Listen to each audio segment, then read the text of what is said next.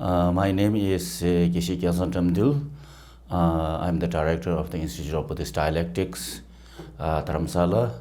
We also have a branch college called College for Higher Tibetan Studies, which is also based in Dharamsala. And at the Institute of Buddhist Dialectics, our main courses are on Buddhist philosophy, and our main students are monks and nuns. Whereas at the College for Higher Tibetan Studies, our main students are lay students, both Tibetan as well as Himalayan region, as well as from many foreign countries. And at the college, we give secular education, Tibetan history, Tibetan culture, Tibetan language, literature, and we also hold many courses on teacher training programs, staff training programs. We also have a very close relationship with the Emory University based in Atlanta, and Earlham College based in Ohio, and we also have close academic relation with some other universities in the States. So with this, I've been invited to give a talk on Tibetan Buddhism by the International Tibetan Buddhism Study Institute at the TTB-TV station. So first of all, I would like to express my deep appreciation to the members of this institute for organizing such a program for the benefit of so many people all over the world, and I truly appreciate their hard work. So with this, I would like to say something on Tibetan Buddhism.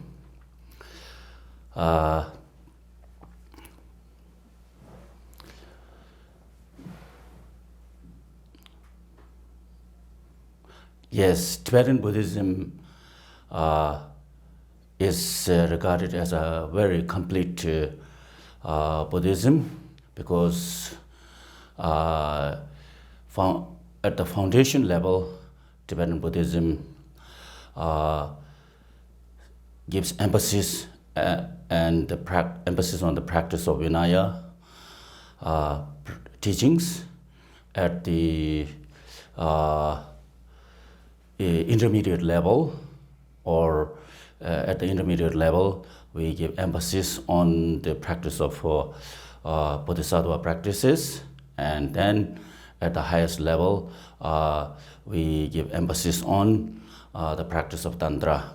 So with this regard, if we classify Tibetan Buddhism, we can classify, as His Holiness says, that into three categories: Buddhist science, Buddhist philosophy, and Buddhist practice. So with regard to Buddhist science, as you see that Buddhism is based on reality. It investigates to the depth of reality of phenomena and self. So this means that it truly goes parallel with the scientific research. Whereas in scientific research, they use machines and other tools to find the reality of the world. And whereas in Buddhism, we use mind and logic in finding the true nature of self, true nature of phenomena, true nature of everything that surrounds us. So with this, for example, when we talk about impermanence in Buddhism, we can find out that there are two levels of impermanence. First, for example, the gross level of impermanence, subtle level of impermanence. With the gross level of impermanence, we can say that things we get to see changes every time occurring, yeah, in our life. Changes of the season, changes of days and night, changes in our, as we grow up from young into mature, then to old age, and then to finally to the time of passing away. So these changes, as we see, are regarded as gross changes, whereas with the more subtle changes, everything that is produced undergoes changes minute by minute, second by second, even milliseconds. This we cannot see, but through reasoning and through use of our mental knowledge, we investigate and we establish these momentary changes.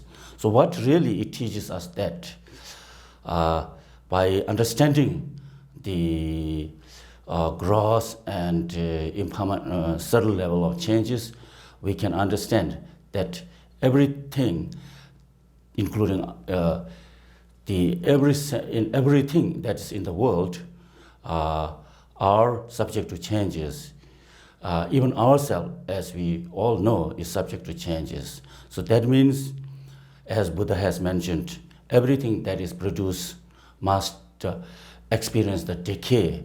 So that means that if we understand the impermanent nature of ourselves, of other phenomena, then we really get to know that, for example, our being born as human, which we regard as a very, very precious human being, very precious, which also indicates that, as the moment we are born, we undergo experience of momentary and grosser level of changes. That means we, as this kind of precious body is very rare to find in future. So with this, we have to understand that being born means subject to decay and change. So that means being born as human also, we need to understand that the precious human birth, what we have, must be utilized for the most meaningful purpose. Otherwise, sooner or later, a time will come and which will take us to the last stage of our death.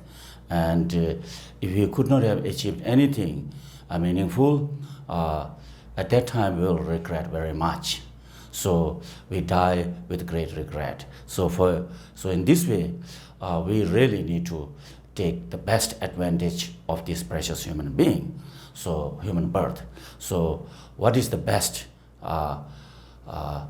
highest, most meaningful to take the advantage of this precious human birth is to realize that every sentient being, including smallest insects, wish for happiness and do not wish for any kind of suffering.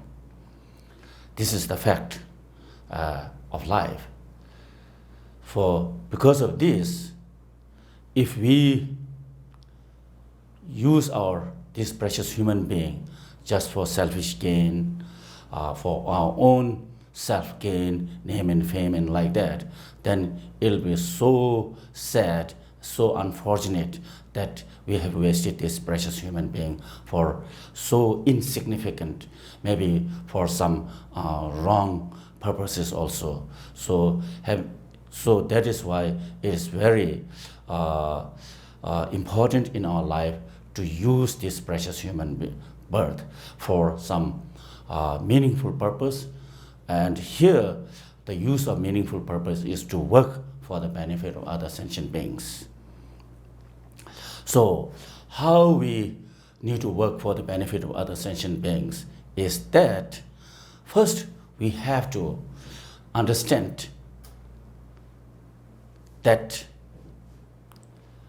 we need to improve ourselves. Until and unless we improve ourselves, there's no way of benefiting other sentient beings. So to improve ourselves means that we have to go through transformation. So what kind of transformation we need to go through is that we have to understand that up until now, from the beginningless of time, we have wasted so much of our time and we haven't gained anything. Fortunately, this time we have this precious human birth.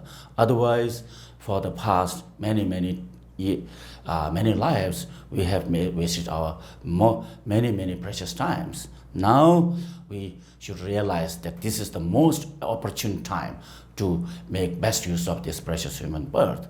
So for this, we have to understand that what is lacking within us, what we need to improve, what are my weaknesses, what are my shortcomings. And if we investigate that, we get to understand the most significant weaknesses what we have is what we are under the influence is the what we call as three poisons, that is hatred, attachment, and ignorance.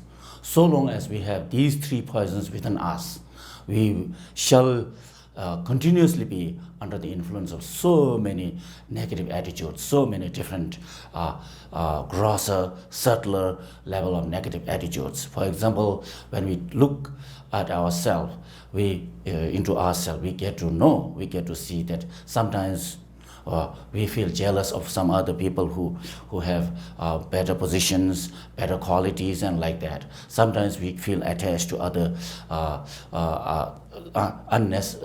we feel attached to so many other things.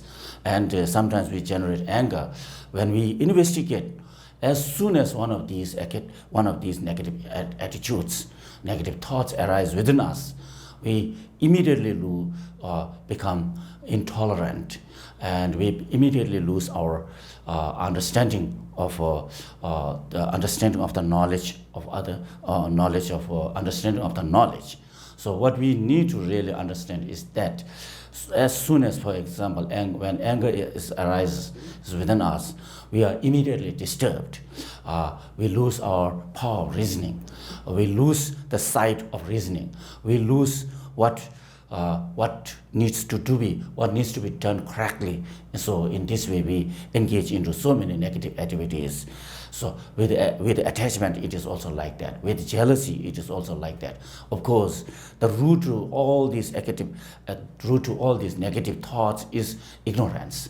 So so long as we have ignorance, we shall be under the influence of so many negative thoughts. So these are the weaknesses what we have. Having realized that these are the weaknesses what we have, so we need to understand whether these weaknesses can be overcome, these weaknesses can be subdued, weaknesses can be eventually completely uprooted from our mind stream. As I've just mentioned, Buddhism is based on reasoning. Buddhism is based on investigation, finding the truth within us, finding the reality within us. So with the use of our knowledge, with the use of our reasoning, with the power of reasoning, we can investigate whether these negative thoughts can be completely uprooted or not. We shall understand. For this, we have to understand the nature of our mind, because all these negative thoughts are rooted to are within the realm of consciousness or mind. But when we investigate, we shall understand that our mind, at the most natural level, it is luminous. It has the power of knowing, and it is not completely mixed, or it is not in the nature of all these negativities. For example, no matter how strong anger is, we get to see that anger doesn't stay within us, anger doesn't remain within us for continuous time. For the moment we have anger, but in the evening we are free from anger. For example, we may be getting angry this morning, but we may be free. We will get to realize that we are free from anger. We are without anger this afternoon. Same with other attachments. Same with other negativities. So this clearly indicates that there are times when these negative thoughts overwhelm us, but there are times we are kind of free from we are kind of free from these negative thoughts. This is a clear indication that anger and jealousy and all these negativities they arise in us due to meeting with a certain cause and conditions, and they do not remain within our mind stream permanently without going through any kind of changes. This clearly itself is a clear indication that these negative thoughts, no matter how powerful they are not rooted in our mind stream. It is like when we make the example, for example, it's like a pond or a lake. When it is polluted, then we cannot see anything in the lake. But when it is purified, then we can see everything in the lake. For example, like this. So since the water in the lake itself is not completely mixed or in the nature of pollution, so we can separate the water pollution from the water. In the same way, we can separate our negative thoughts from our mind stream, because our mind stream is not rooted in these negative thoughts. So this is a really, really wonderful thing that no matter they are powerful, but they can be completely uprooted from our mind stream. Milarepa one time mentioned that there is one quality in the negative thoughts, that is all these negative thoughts can be completely purified and completely uprooted. That's the quality of one good quality with the negative thoughts. Now again we need to investigate if these negative thoughts can be uprooted from our mind stream. How is it possible that our mind can be improved? It is because of the fact that mind, once it is trained into one thing, as we go on training into that particular thing for a certain period of time, mind becomes adjusted, or mind becomes kind of trained into that field, and then next time that whatever you got training into that field becomes much easier, and eventually it can become a spontaneous one for ourselves. As Shantideva mentions that that there is nothing that doesn't become easier once you get to train into it. So in this way, that is a really, really a powerful, mental powerful thing that we have with our mind. So now, if mind can be improved, if the negative thoughts can be transformed, and if the mind can be improved, is it possible for us that mind can be completely, improved to the point of like state of enlightenment? That is again we need to investigate, and we will get to see through our logical reasoning that mind can be completely improved and totally transformed to the state of enlightenment, because the quality of mind is that as we go on training, the sky is the limit. The training that it gets, it becomes unlimitless. It's unlimited thing. That's why, for example, when we train ourselves into compassion, or when we train ourselves with bodhicitta becomes unfathomable, unlimited, beyond the space. It becomes like space, because it is the power of the mind that mind can be improved into such a state of enlightenment. So that is why, we get to understand that we need to understand that no matter how powerful negative emotions are, they can be completely uprooted. Secondly, our mind can be transformed because our mind is luminous in nature. It's not completely mixed, or it's not in the nature of negative emotions. Thirdly, mind has the power to become unlimited quality, to achieve the unlimited quality of like bodhicitta, or unlimited quality of compassion, or unlimited quality of wisdom, because mind being luminous itself makes the possibility of being, mind being open to all these wonderful, wonderful qualities. So if we understand these qualities of the mind, then we become encouraged, we become inspired to make best use of our knowledge, best use of our precious human birth. So to make best use of precious human birth, as I'm mentioning now, what is the best use of making our precious human birth? Best use of making this meaningful human birth. It is transforming ourselves, as I mentioned. First, taming ourselves, and then secondly, working for the benefit of other sentient beings. Now, to train ourselves, we need to go through many levels of trainings. Mind, no matter how luminous it is in nature, because it doesn't, until and unless it is trained, it will not go into any kind of transformation. Even with our physical activities, it is like that.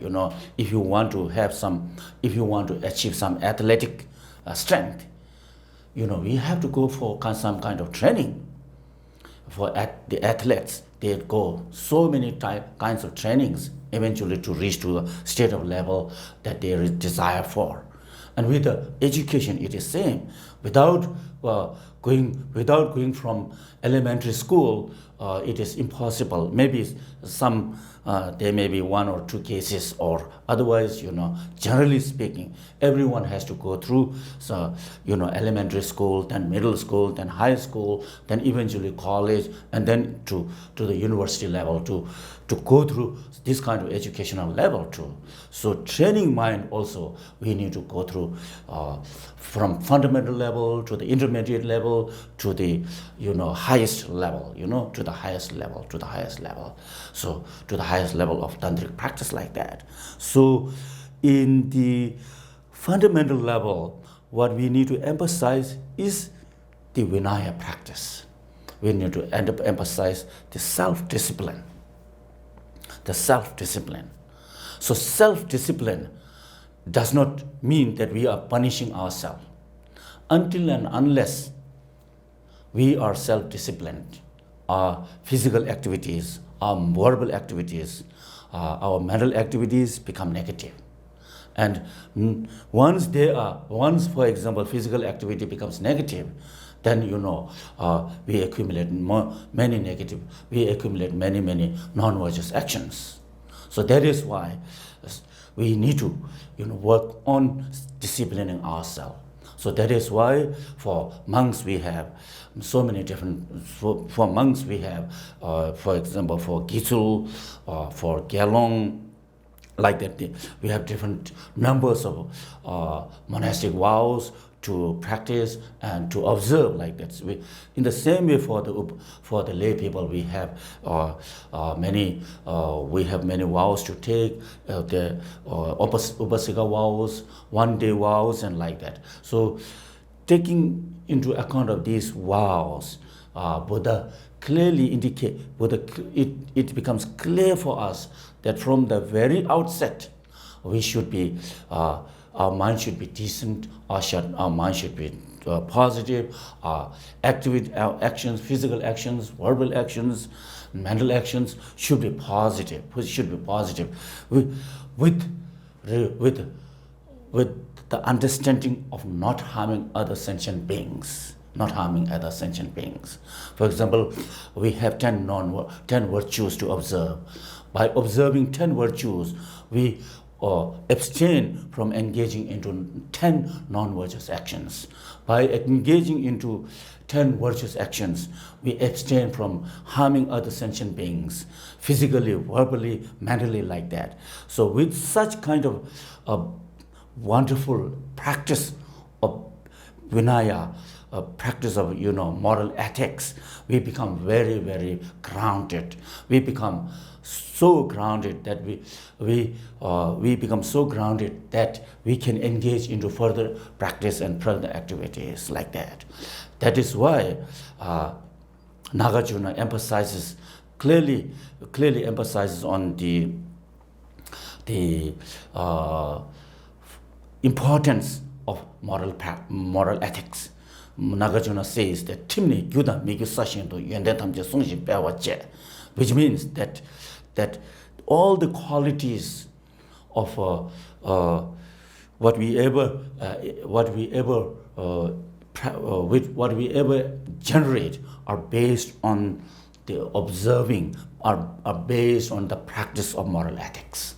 So moral ethics, without moral ethics, it's impossible for us to experience any kind of realization, the mundane realization of super mundane realizations.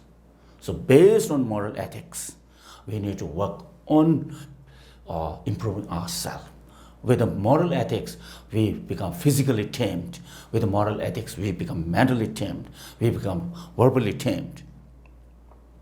So, with such kind of a strong based moral ethics, now we can build up something on that strong foundation. So, moral practice is the strongest foundation we must cultivate. Without moral ethics, it is it's impossible to gain, as I mentioned, further realizations. That's why Buddha himself emphasized first to practice moral ethics. So with a firmly grounded moral ethics, now we can work on cultivating further realizations. So now, what are the further realizations? That is for the Hinayana practitioner, they can work on achieving arhatship. And for the Mahayana practitioner, they can work on achieving Buddhahood for the welfare of other sentient beings. And for working towards achieving the Buddhahood for the benefit of other sentient beings, we need to again mentally prepared. So what do you mean by mentally prepared? Is that whether you can take up the responsibility of working for the other sentient beings, like that. So being able to take up the responsibility for working for the other sentient beings, we have to cultivate strong, powerful mental strength, with which, as we have always mentioned, that through the practice, what we call as through the practice of 7-point mind, through the practice of 7-point cause and effect, 7-point cause and effect training, or through equalizing, exchanging self for others, like through such kind of practice, we cultivate the mind of bodhicitta. So, but the core of mind of bodhicitta is the cultivation of compassion. The core of cultivation of compassion. So compassion means having sense and feeling of the sufferings of other sentient beings, pain of other sentient beings, mental pain, physical pain of other sentient beings. Until and unless you have the sense or the feeling of other sentient beings, you shall not be able to cultivate the true compassion. Because true compassion means wishing sentient beings free from mental pains and physical pains. So, in order to generate the wish for sentient beings free from these physical and mental pains, we must have the feeling that these sentient beings are suffering.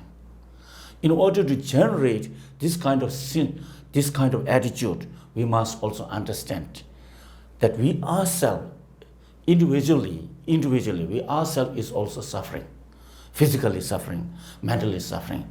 If we investigate how much pain and difficulties go through, physically we go through.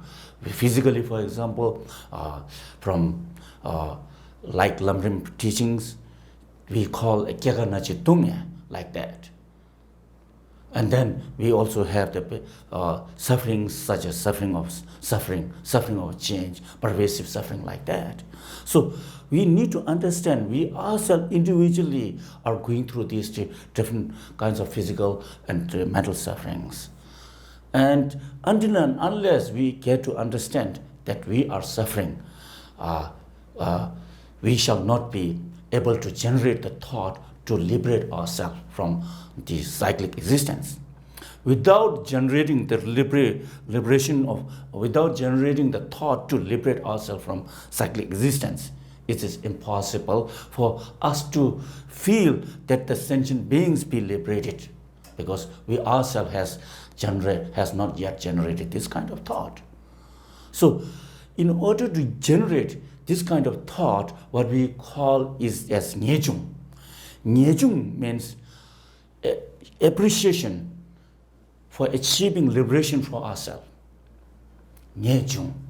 Whereas compassion means wishing to free sentient beings from cyclic existence, or from all kinds of physical pain and mental pain. So with this, what we need to understand that in the practice, first we have to generate the thought that we ourselves is going through this physical and mental pain. We have to generate gentleness. We have to generate, in other words, what we call as compassion to ourselves, gentleness to ourselves. Until and unless we are gentle to ourselves, until and unless we are compassionate to ourselves, we shall not be able to gain anything positive that is going to be beneficial for other sentient beings. So for that, we have to understand that generating compassionate attitude to yourself, or generating gentleness, loving and sense of caring and sense of caring for ourselves is so crucial in our spiritual journey. So if we having understanding this kind of thought, we shall be able to, we should first generate sense of loving and caring for ourselves. Anyone who wishes to achieve the state of enlightenment must first cultivate sense of loving and caring for oneself.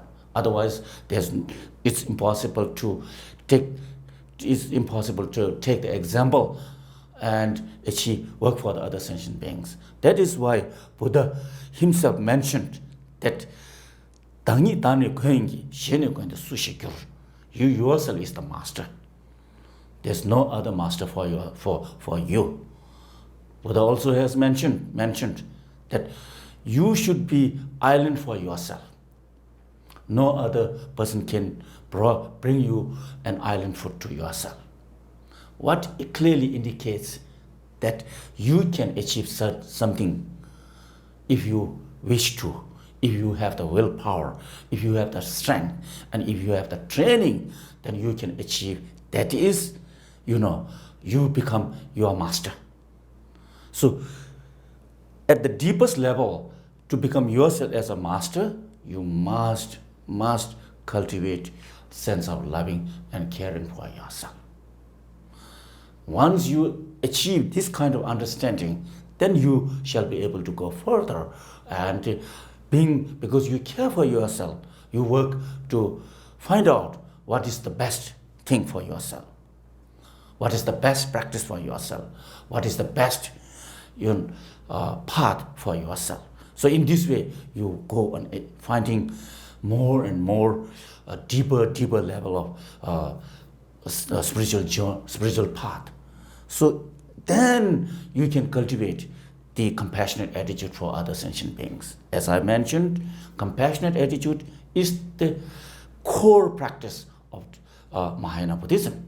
Without compassion, there is no way to achieve the bodhicitta mind.